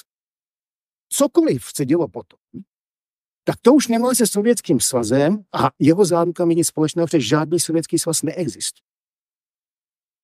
Pak už existuje Ruská federace. Ta vzniká až v roce 1993, do té doby je tam Ruská sovětská federativní socialistická republika a ten stát má dost co dělat sám se sebou, aby se nerozpadnul ještě hůř. Teď co je podstatné, Rusové, a tady to opakuje kdo oni, říkají, vy jste nás jako vždycky chtěli zničit, jo? Vy jste ten respekt, vy jste nám neprojevovali respekt. O co jde? Tomu, kdo sedí v Kremlu, a je úplně jedno, jestli to je Jelcin, jestli to je Putin, jestli to po něm bude nevím kdo, o co jim jde nejvíc? Aby měli ten status. Status velmoci. S čím je spojený velmocenský status ve 20. století, respektive ve druhé polovině 20. století? To je tenhle fenomén. No, to jsou jaderný zbraně. Co se stalo s jadernými zbraněmi, když se rozpadne Sovětský svaz? Sovětský svaz měl těch 45 000 hlavic. A když se rozpadnou, tak sovětské jaderné zbraně, a teď nemluvím o tom, co bylo rozmístěno na našem území v NDR a tak dále, tam bylo jasné, že to všechno přejde, teda je bylo tam, na to, co řekl, že neruská, ale sovětské jaderné zbraně byly v Bělorusku, na Ukrajině, v Kazachstánu, ale vlastně RSFSR. A byl to okamžitě tlak Spojených států, Británie a Francie. A Čína se k tomu potom přidala, mimochodem Čína v roce 1990-91 fakt ještě jako nikoho nezajímá, protože ten aktér prostě nemá tu kapacitu, kterou má. Dneska že Číňani se k tomu potom přidali. A tyhle ty další jaderné mocnosti řekli co? Pro nás je naprosto neakceptovatelné, aby sovětské jaderné zbraně byly v rukou kohokoliv jiného, než Ruska. Na Ukrajině v důsledku rozpadu Sovětského svazu bylo víc tehdy jaderných zbraní, než kolik měli Čína, Francie a Británie dohromady. Ukrajina se stala přes noc rozpadem Sovětského svazu teoreticky třetí největší jadernou mocností na světě. Mimochodem, moji kolegové, kteří se věnují jaderným zbraním, já jsem v tomto ohledu laik, říkají, že ano, ty zbraně tam fyzicky byly, Ale klíče nutné k tomu, abyste ten systém mohli, to, že byli vždycky jako v Moskvě, takže jako reálná schopnost jako Ukrajinců jako vzít tu raketu a někam ji jako teoreticky poslat v daný okamžik byla nula. Ale co je podstatné, to byl soustředěný tlak ostatní členů mezinárodního společenství, těch, kteří v tom systému něco znamenají, a v první řadě Spojených států, aby se ty jaderné zbraně vrátily do Ruska a tam mimochodem začaly být likvidovány. Mimochodem, výroba jaderných zbraní je strašně drahá, jejich likvidace je ještě výrazně dražší. Jestliže z těch 45 tisíc z těch 45 tisíc bývá 12, respektive 5 na této straně, to je dáno tím, že ti dva aktéři, Rusko a Spojené státy, se byli schopni přes všechny problémy, které mezi nimi byly, dohodnout, že tam byly ty vzájemné kontroly a docházelo k tomu, že se ty zbraně likvidovaly. Mimochodem, Rusko po rozpadu Sovětského svazu na likvidaci jaderných zbraní fakt nemá finanční kapacitu. Většinou to platí americký daňový poplatník. Jo? To je tenhle tenis. To tvrzení, jako chtěli jste sebrat naše vlastní, proboha, proč by jim to někdo bral? Koupit si to. Je to jako jednodušší. Od toho funguje trh. Jo? Trh s nerostnými surovinami funguje ve prospěch všech, kteří ty nerostné suroviny mají. Mají je Rusové, mají je Kanaděni, mají je Australani, mají je v Jižní Africe, mají je nevím kde všude. Všechno tohle to funguje. Mimochodem, to samé funguje dneska ve vztahu mezi Ruskem a Čínou. Čína nemá důvod zabírat Rusům území. Protože všechno, co je tam zajímavé, tak teče do Číny a Číňané jim za to platí. Jo? To znamená, ten potenciál, který měli, je jejich. Nikdo to nespochybně. Jestli, jakým způsobem s ním zacházejí, to je jejich věc. Tam byla nějaká... Bych měl například tu další otázku, ale to tam možná být. Vy jste úvodem zvedli své ruskotrápí své testy, že? Čili začínáte v té otázky měnit v současnosti a sice, co může Rusko dneska nabídnout co může nabídnout těm rozvojovým zemím, kterým Sovětský svaz byl schopný nabídnout studium studentů, byli schopni nabídnout hospodářskou pomoc, byli schopni nabídnout pomoc při konfliktech vojenských. Dneska tomu třetímu světu daleko víc nabídí Čína, celé Africe, i v Latinské Americe. A dokonce Čína nabízí i tomu turkickému vásu, který dřív byl Sovětského svazu, byly ty republiky sovětských, dneska osamostatněný, a ty znásobně i Čína je nabízí dneska víc než Rusko. Čili a teďko ta Ukrajina říká, Rusko říká, prostě ruský směr, jo, a Ukrajina říká, my ruský směr nechceme a my chceme prostě tu liberální Evropu. Čili moje otázka, tak základní otázky je, co dneska může Rusko nabídnout svět plyn,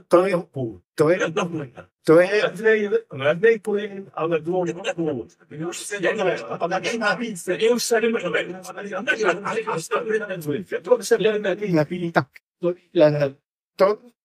To, co jste říkal, to je jako naprosto vynikající otázka. A samozřejmě ta odpověď bude záviset primárně na každém tom státě, který bude ochoten na ty nabídky jaksi přistoupit. Zatím se nezdá, že by takových zemí bylo mnoho. Máte naprostou pravdu, že Čína, pokud jde o Rusko, tak dneska vlastně převzala roli někdejšího Sovětského svazu ve třetím světě. Mimochodem Čína se do toho třetího světa vrhla s tak obrovskou vlnou, že to v řadě zemí začíná vyvolávat protitlak, takže, ale zase to je něco, s čím se tam setkali svého času všichni. Pokud jde o jakosi ten ruský svět a to všechno, co s ním souvisí, tak já bych tady zase se vrátil k tomu obrazu, tomuhle tomu. To je něco, co pro nás tady v Evropě pravděpodobně jako dává smysl. Všichni vidíme, co to tam je. Já jsem říkal, že to je pro ruskou politickou elitu jakoby ten bod 0, od kterého má začínat jakoby budoucnost se odvíjet, protože prostě to je ten bod, kdy se z tehdejšího Sovětského svazu stala ta supervelmoc. Možná si vybavíte rok 2015. Putin od roku 2004 znovu obnovil tradici těch obrovských vojenských přehlídek na Rudém náměstí 9. května. Mimochodem v sovětských dobách byla taky vojenská přehlídka, ale ne 9. května, byla 7. listopadu.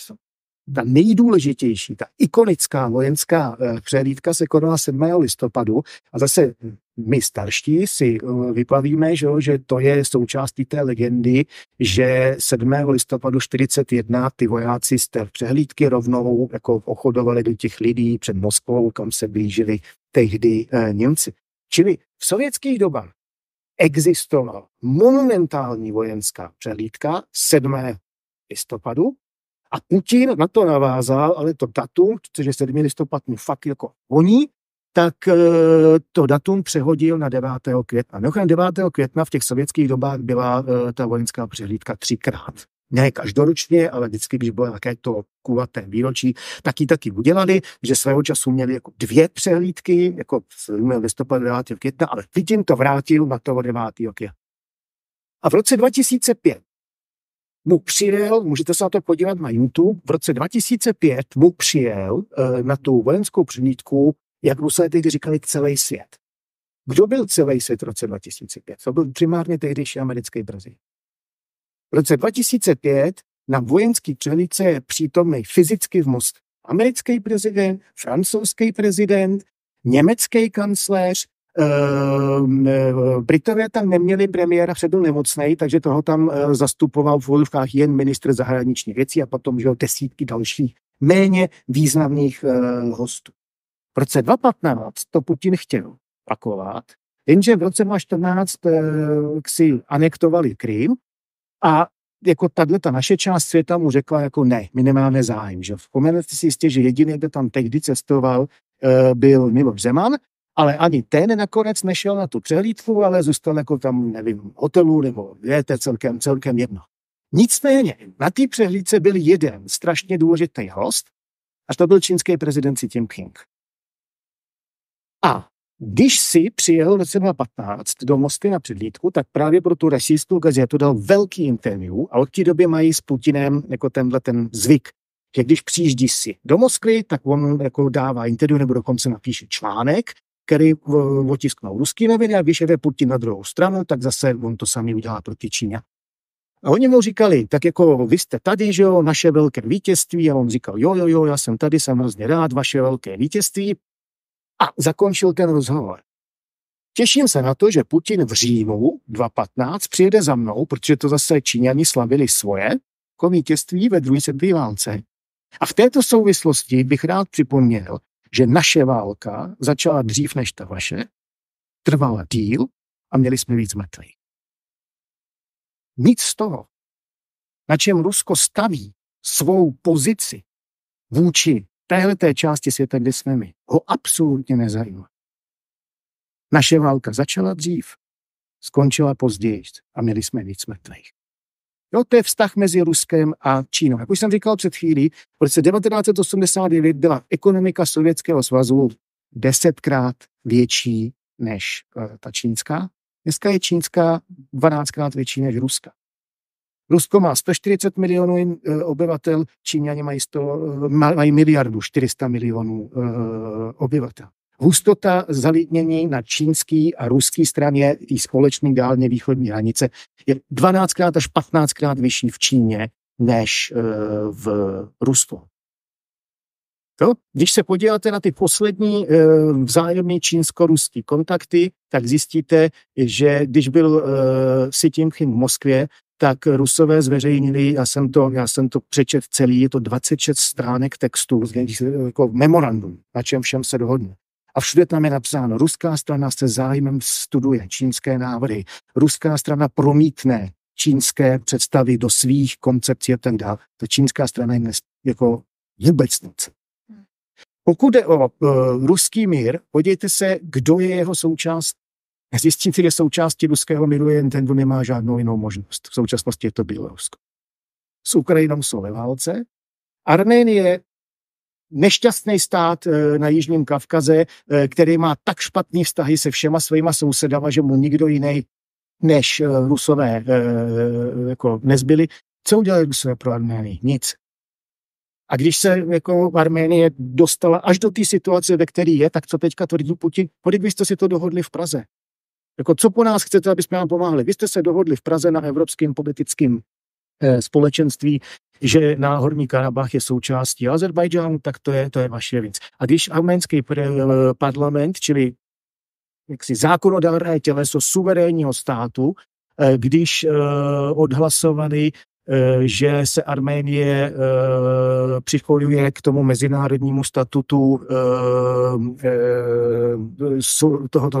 podepsal ten takzvaný římský protokol Mezinárodního soudního tribunálu, tak řekli, a tohle to nám vysvětlíte, co to má znamenat.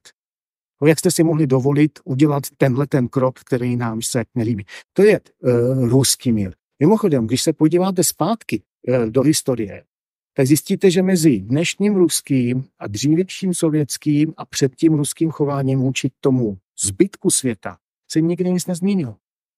Co udělali Rusové, když se jim podařilo někoho takzvaně osvobodit, třeba Bulhary? Postavili jim uprostřed Sofie obrovskou katedrálu a ta katedrála je zasvěcená komu? Alexandru Nevskému. A kdo je Alexandr Nevský? To je ochránce Ruska.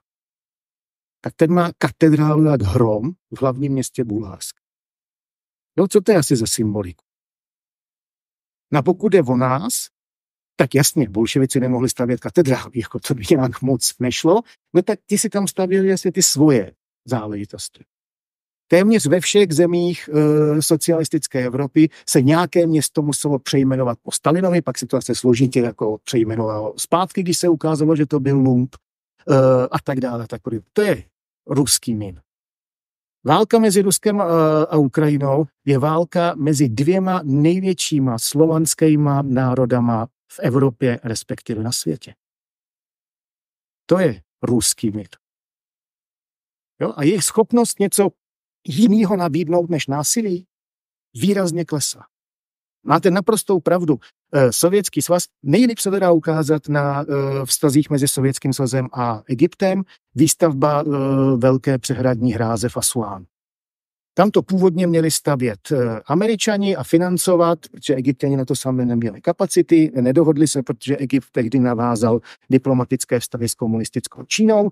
Násir prosil Chruščova a Chruščov řekl, že jo, my to umíme. A oni skutečně v Egyptě, to znamená v místě, kde nikdy předtím nebyli, tak tam poslali svoje experty, poslali tam peníze, poslali tam vyškolený jako stavby vedoucí a další odborníky, zafinancovali to a ještě to diplomaticky a vojensky přikryli. A celý svět najednou viděl, že to, co do té doby v té Africe uměli jenom Evropani nebo Američani, že ty Sověti to dokážou taky. Podívejte se na dnešní Afriku a všechno důležitý tam dělá Čín. Jiná věc je, že jsou schopni poslat Wagnerovce, aby tamhle někde jako loupili, drancovali a vraždili, ale to je zase jakoby jiná kapitola. Dnešní Rusko je schopné vyvážet a nabízet násilí, ale tím to v zásadě končí. Já se omlouvám, je víc rukou, vy už jste se ptal, teďka byl dotaz tady předu a potom tamhle pán potom zpátky. Dobrý večer, já mám dva krátké dotazy. Vrátil bych se k té Organizaci spojených národů. Často se mluví o tom, jak je možné, že Rada bezpečnosti stále funguje takhle. Je tedy nějaká možnost, jak valné shromáždění by změnilo složení Rady bezpečnosti a může nastat situace vlastně podle vás vůbec, že by v tom někdy došlo? Mm-hmm. A pak druhý dotaz, který se teda obrací do budoucna.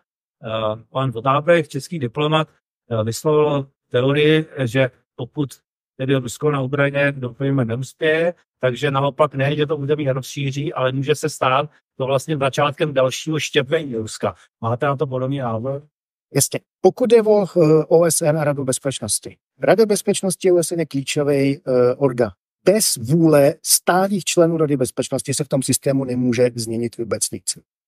Dokud těch 5 zemí nedospěje k závěru, chceme změnu, což se zatím ještě nikdy nestalo, tak se to nestane. Když se podíváte tady na tuhle tabulku, kterou jsem nekomentoval, co jste na to neměli čas, tady vidíte v rámci G20, což je momentálně to nejreprezentativnější fórum, který na světě máme, tak tady vidíte 5 stálých členů Rady bezpečnosti a tady tohleto, to jsou G4. A to jsou země, o kterých se uvažuje od konce studené války, že by vlastně z nich ty stálí členové Rady bezpečnosti měly být, protože k tomu mají potenciál lidský, ekonomický nebo nějaký jiný. Máme rok 23, studená válka skončila v roce 89, čili přes 30 let se o tom žvaní a nic se nestalo. Ta 5 neměla důvod tuhle změnu udělat, protože prostě 5 je exkluzivnější skupina než 9 nebo 20 nebo něco takového. Dokud tahle ta logika, a teď je úplně jedno, jestli bude sledovat Rusko nebo někdo jiný, dokud tahle ta logika bude trvat, tak ne. Ta druhá otázka se týkala, možný ostrov. Žádná jiná velmoc se ve 20. století nerozpadla tolikrát jako Rusko. Takže jo, jasně, ten potenciál tam je. Že stalo se to v roce 1917 a znova se to stalo v roce 1991. Pokaždý to bylo provázené za prvé obrovským krvavým prolitím. V tom roce 1917 okamžitě, že Rusko v roce 14 vstoupilo do první světové války a v evropské části Ruska se válčí do roku 1920. Ve střední Evropě a na Dálném východě to jde až do 30. let. A s touto optikou žádný evropský stát za první světovou válku nezaplatil tak obludnou jako daň na počtech mrtvých, zraněných a devastace vlastně veškerého potenciálu, jako Rusko, z níž se stal Sovětský svaz. Rozpad Sovětského svazu ze začátku vypadal, že je pozoruhodně nekrvavý. No, tam jako vlastně, zejména když si uvědomíme, co se dělo v 90. letech v Jugoslávii, tak jako tam se téměř nedělo nic. Jenomže ten rozpad Sovětského svazu, jako ta dnešní ukrajinská válka je toho součást. Jo? Čili sice s časovým odstupem, ale opětně vidíme, že to je velice krvavý. Znova zopakuju, žádná jiná velmoc ve 20. století neprodělala 2 rozpady. Německo nebo Japonsko byly poraženy. To se s Ruskem v tento okamžik jako pravděpodobně stát nemůže, protože je tam ten jaderný arzenál. Ale rozpadnout, navzdory tomu, že mají jaderné zbraně, přinejmenším teoreticky se může. Ak je ovšem zapotřebí si položit důležitou otázku, co by se dělo dál. Jo, na první pohled spousta lidí mi může říct, jako to by bylo super, kdyby se to rozpadlo, že bylo by problém. Já jsem optický. Když se podíváte na tu mapu, tady vidíte dnešní Ruskou federaci a tady vidíte, že tu červenou linii, to je ta hranice a tady vidíte, co tam jakoby se osamostatnilo. Sovětský svaz byla federace a ta linie rozpadu sledovala tehdy tu linii hranic mezi konstitutivními republikami, kterých bylo 15. Ono jich mimochodem bylo předtím víc, respektive míň, ale v tom roce 89 jich bylo 15 a na základě toho se to rozpadlo. Je ti otázka, jaké linie by se toho rozpadu týkaly tady? Můžeme říct na první pohled, jako to odpověď je jednoduchá. Rusko je dneska díky federace. Jenže to je federace, která se skládá, když přijmeme jejich optiku, to znamená včetně Krymu a tak dále, z 89 subjektů. Když tam místo jednoho Sovětského svazu z ničeho nic bylo 15 států, tak jako to byl docela šrumec. A teď si představte, že by jich tam mělo být 89. Jo? To by totálně znamenalo obludný chaos v poměrně velké části světa. Sice už dneska ne výrazně lidnatý, ale pořád velký. Kdybychom zůstali jenom u ryze praktických problémů typu, kudy vedou komunikace, kudy vedou dráty elektrického napětí, že a tak dále. No to je sice federace, ale reálně to funguje jako jeden hospodářský, sociálně a tak dále organismus.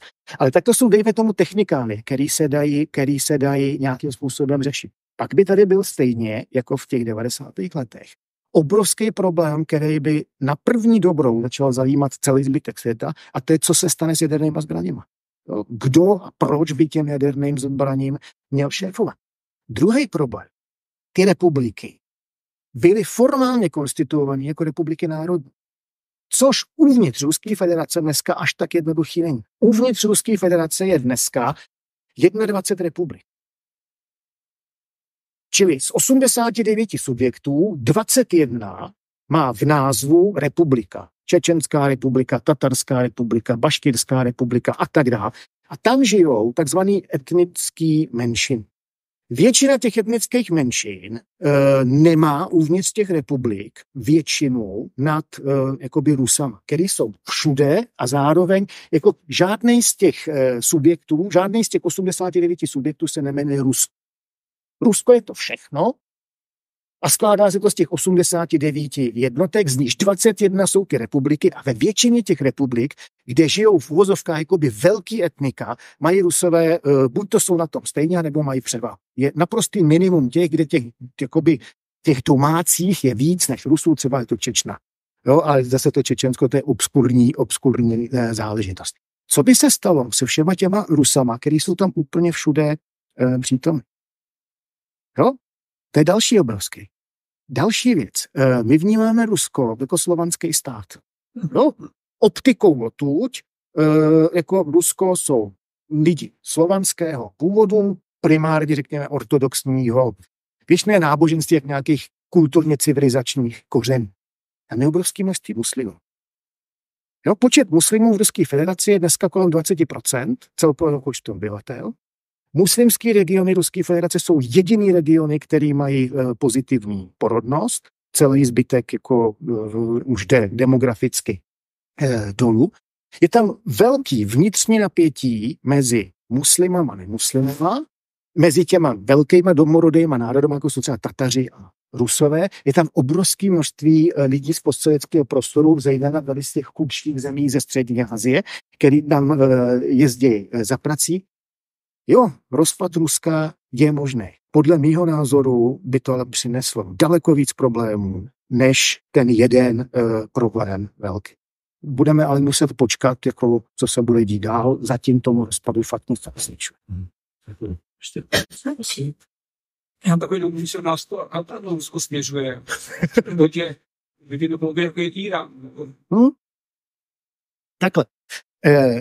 Rusko se rozhodně programově nechce stát tou zemí, za kterou se, řekněme, až do toho roku možná 2022 vydával. Jo? Rusko o sobě tvrdilo, že je demokratický stát. Od roku zhruba 2009 začalo tvrdit, ale pozor, naše demokracie je zvláštní, naše demokracie je suverén. Vy na západě máte svoji liberální demokracii, my tady v Rusku máme demokracii suverén. Rusové až doteď třeba předstírali, že konají volby. To nekonají. Já si vzpomínám, když se konaly prezidentské volby, ne ty poslední, ale předposlední, tak Genadij Zjuganov, šéf ruské komunistické strany, volby proběhly a Zjuganov měl představu, jakou část Dumy by měli obsadit jeho komunisté. A on ví, že komunistická strana Ruské federace má popularitu jako ve společnosti nějakých 17 až 20%. Takže on čekal zhruba takovýhle výsledek. Dostal 12%. Šíleně se naštval a běžel za Putinem a z toho je stenozáznam. Co si povídali v Kremlu. A říkal, Vladimíre Vladimiroviči, já byl okraden. Já mám 12% výsledek, ale realita je někde mezi 17 a 20. A teď mu začal dokladovat, kde jako je ten problém. A jeden z těch problémů říkal, podívejte se, v Novosibirsku, což je jako město větší než Praha, takže to není žádný zapadák. Byly obrovský podvody při volbách, my to víme. Například tady byly 2 volební obvody na Hřbitově. No, tam volili mrtví. Byli na Hřbitově a všechny hlasy z těch hřbitovů dostalo jednotný Rusko. Jemu nevadilo, že to byl podvod tohle. Jemu vadilo, že na těch zbytovech on nedostal z těch 17 až 20%. Americe to bylo podobný. No úplně stejný. No, co si budeme povídat. Všimněte si, prosím pěkně, dámy a pánové, že pokud jde o Ameriku, já si nejsem jistý, jestli tady někde mám. Všimněte si, že pokud jde o Ameriku, což je samozřejmě strašný stát, že jo, ne, a to tady nemám, bohužel, ale vezměte si, kdo od roku 2000 je v Americe u moci? Určitě jenom ten jeden, že jo? Jako Rusko. Je to úplně stejné. To víte, že jo? A demokracie na západě je pěkně vykutálená. No, například tady u nás, že jo? Další otázky. Prosím. Jo. Já mám méně politický dotaz, jestli byste nevysvětlil. Já to nechápu pozici té Wagnerovy soukromé armády vůbec v ruských ozbrojených silách, jak vůbec vznikla, jak je financovaná, jak může vlastně bojovat za Rusko někde v Africe, nebo tam být vyslaná za stát, jak vlastně má nějakou pozici uvnitř ruského národa nebo mezi obyvatelstvem a jestli třeba nevíte v médiích, jak pokračuje vyšetřování toho atentátu na Prigožina. Já začnu od konce. Pokud je o atentát na Prigožina, tak to Putin vysvětlí. Putin prohlásil, že v tom letadlu, že mu to řekl vyšetřovací výbor Ruské federace, že když prozkoumali ty ostatky prostě, takže ty mrtvoly, které tam našli, že v sobě měli střepiny granát. Takže pravděpodobně si tam odpálili granát během letu a proto to dopadlo tak, jak dopadlo. Konec. Pokud je o Wagnerovu skupinu, ruské zákony a ruská ústava vůbec nepřipouštějí existenci soukromých vojenských skupin. Ale reálně jsou. Ta Wagnerova není jediná, ona jich je tam víc. Wagnerovu skupinu vytvořil Prigožin, vytvořil ji, a tom řekl mimochodem Putin po tom okusu tu vzpouru, on ji vytvořil a do toho slavného tažení z Rostova na Donu směrem na Moskvu Kreml říkal, s tím nemáme nic společného. No, to je soukromí, s tím nemáme nic společného. Jakmile se Prigožin postavil na zadní, tak Putin začal říkat, kdyby nebylo naší pomoci, nikdy bys tohleto jako nedokázal. To znamená, ruský stát zaštítil svou autoritou a doskytnul tomu finance a výzbroj a tak dál, existenci něčeho, co podle ruských zákonů prostě vůbec existovat nemůže. A Prigožin tu speciální vojenskou jednotku, která se v důsledku války na Ukrajině výrazně jako roztlažil, tak Prigožin tu jednotku používal jakoby na první pohled soukromně, ale ve skutečnosti prostě tam, kde Rusko mělo nějaký zájem. To se vracíme k té Africe, o které jsme se bavili před chvilkou. Prostě v Africe drtivá většina afrických států jsou poměrně velmi slabě institucionalizovaný, takže i s relativně malou vojenskou silou za předpokladu, že má právě podporu logistickou, má komunikační jako záležitosti a tak dále, tak můžete v Africe to dělat velké věci a to je přesně to, co tam Prigožin dělá. Když potom vypukla válka na Ukrajině a když ta válka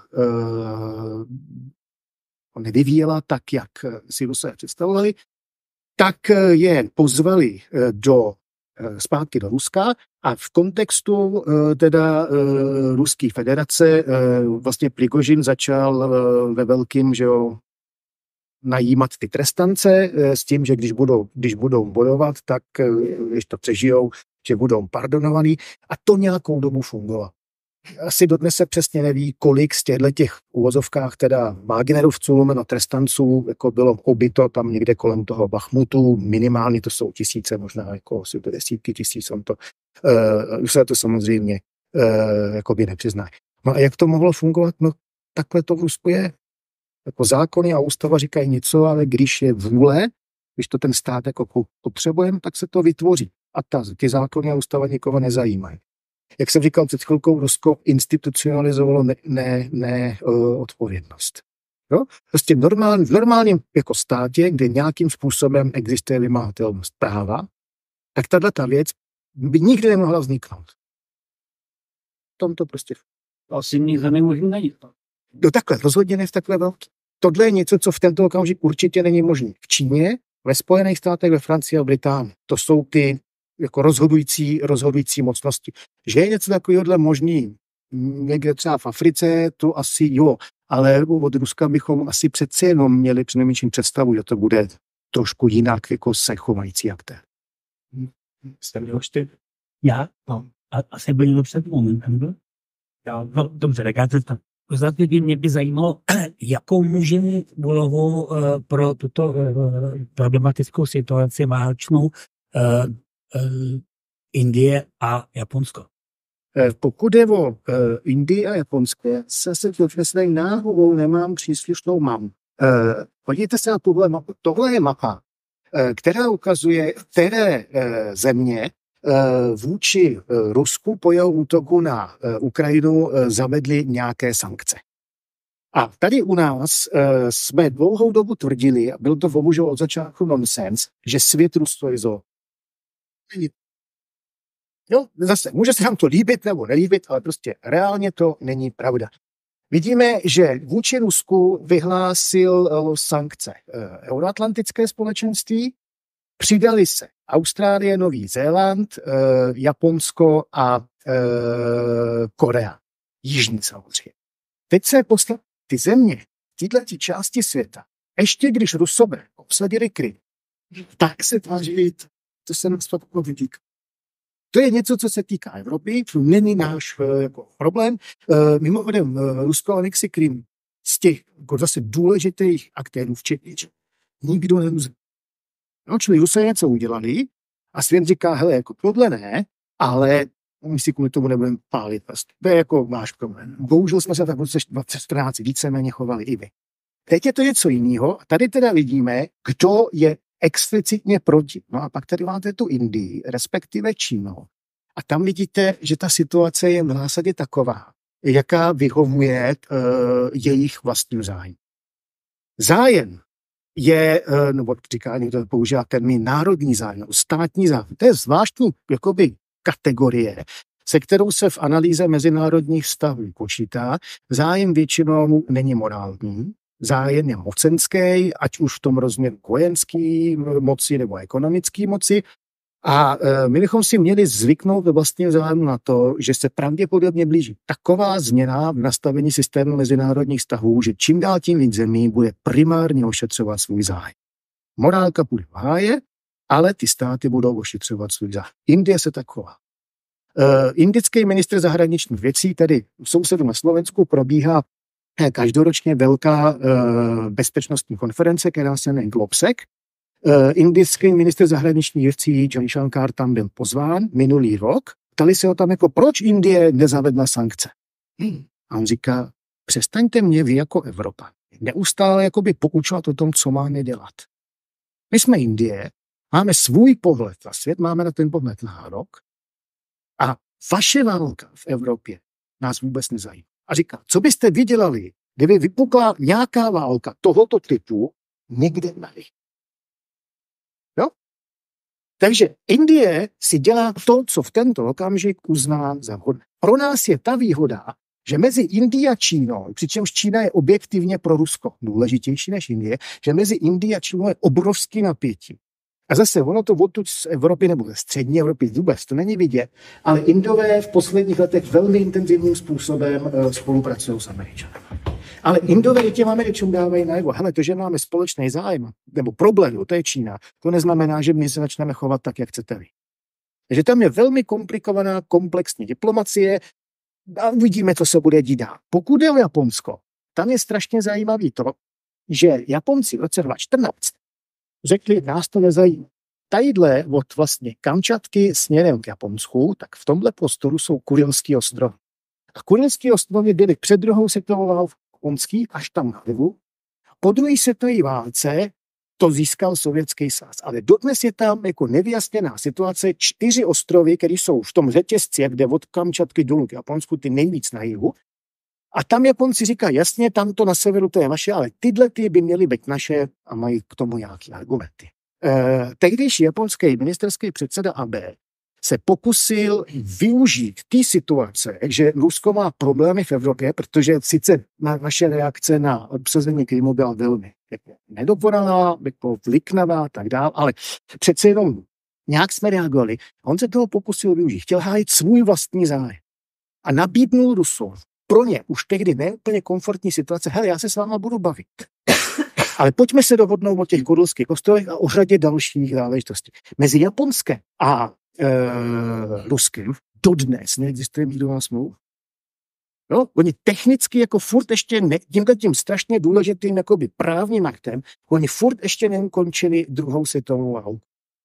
Ne, že by mezi nimi byla válka, mají příměří, jo? Ale mírová smlouva mezi nimi nebyla a Shinzo Abe vsadil na to, že prostě on využije této situace a že uzavře s Ruskem mírovou smlouvu konečně. Mimochodem, jak Tokio, tak Moskva deklarovali mnohokrát, bylo by prima, kdyby jsme to konečně jako měli vyřešení.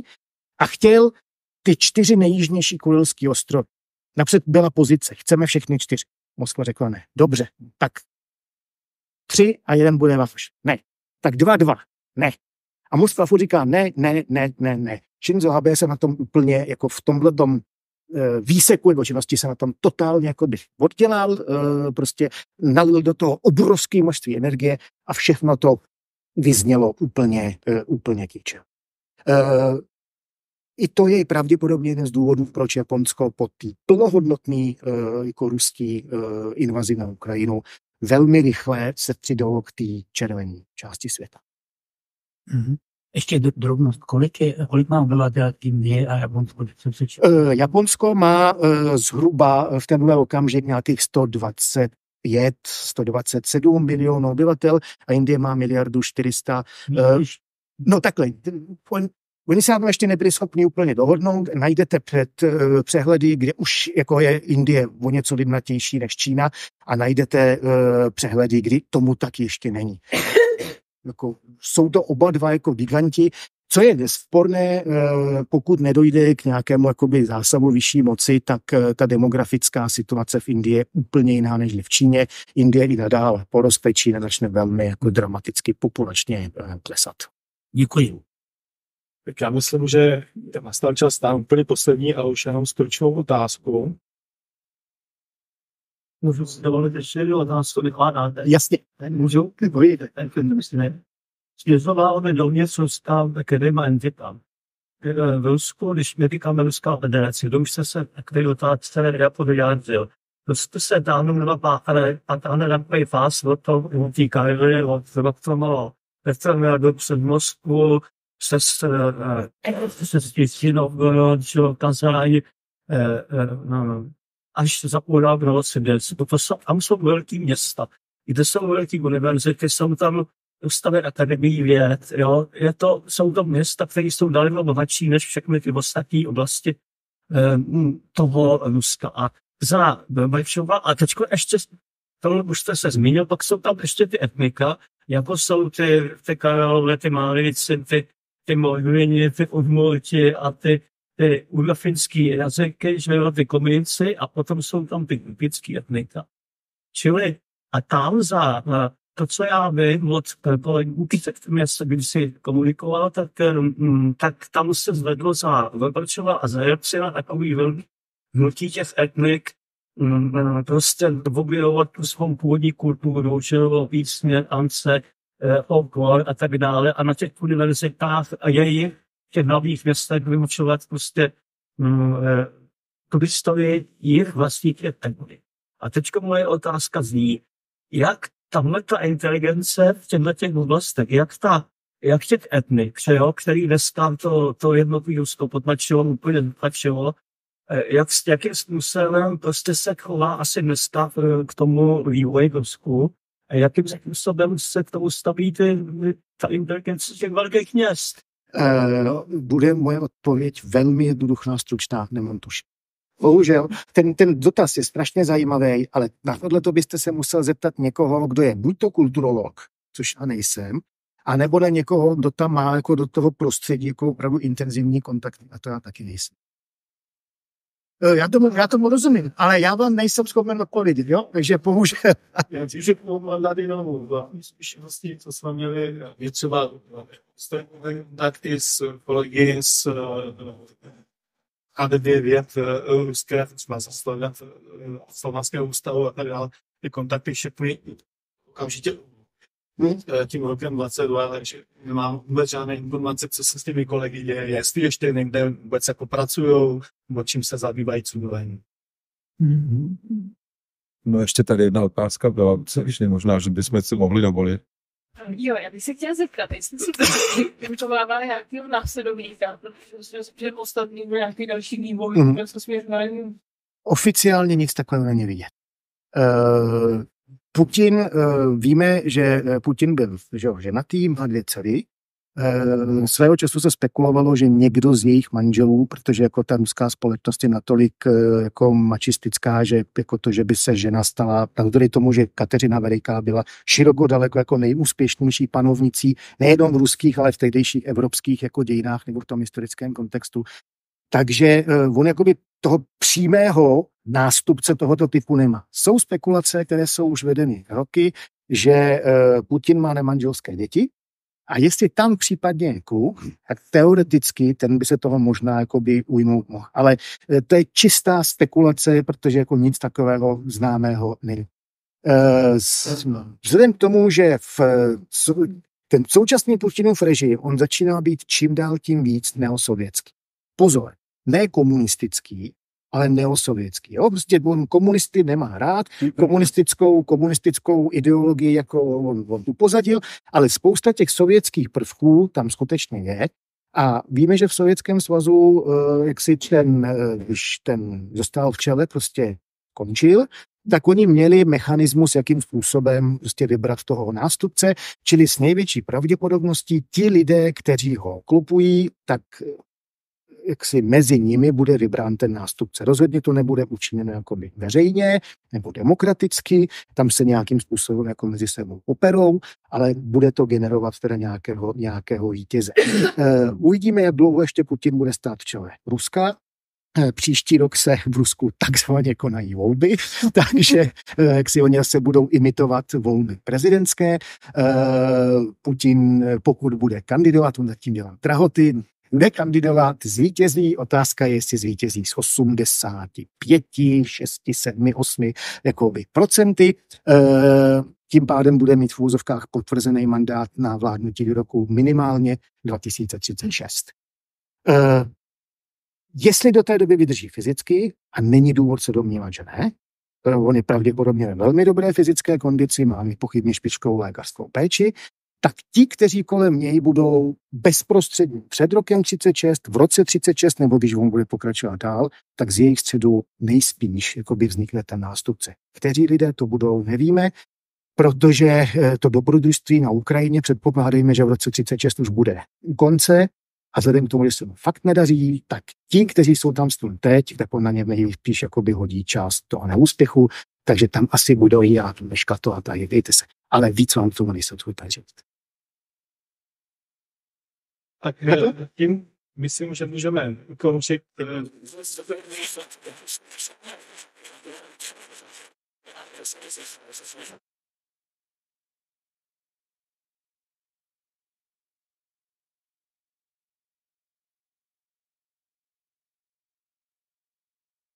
Děkujeme i vám, že jste přišli a budeme se s vámi těšit zase na nějaké zajímavé další téma v našem přednáškovém cyklu. Mějte hezký večer. Děkuji.